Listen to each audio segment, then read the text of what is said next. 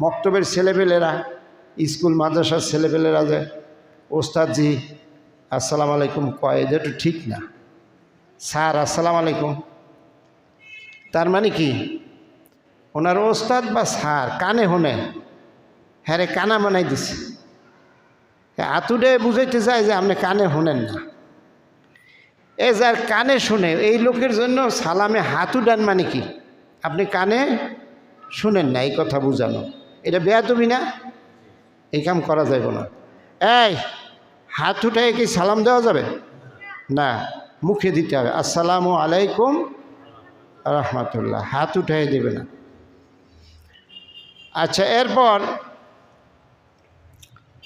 সালাম, এই যে সালামের কথাগুলি, এই কথাগুলি বলার সময় অন্তরের সাথে সংযোগ মিল রাখতে হবে, যে আমি তার জন্য রহমত চাইতেছি, আমি তার জন্য আল্লাহর পক্ষ থেকে বরকত, শান্তি এবং নিরাপত্তা চাইতেছি।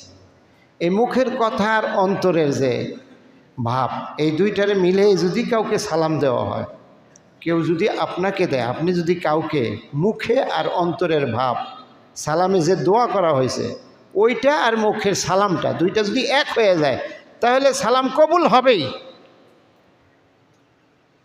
মুখের এই আরবি ভাষাটাই শুধু সালাম না, আরবি ভাষার মধ্যে যা আছে তা অন্তরে সেট থাকে। অন্তরে যদি এই অনুভূতি থাকে যে আমি রহমত বরকত তার জন্য তোমার পক্ষ থেকে আল্লাহ চাই, এইভাবে অন্তর দিয়া চায় আর মুখে কথাটা বলে, তাহলে এই সালাম কবুল হবেই ইনশাল্লাহ। আমাদের সালাম তো ওই রকম হয় না, আমাদের সালাম হয় মৌখিক, আমাদের সালাম হয় বাহ্যিক।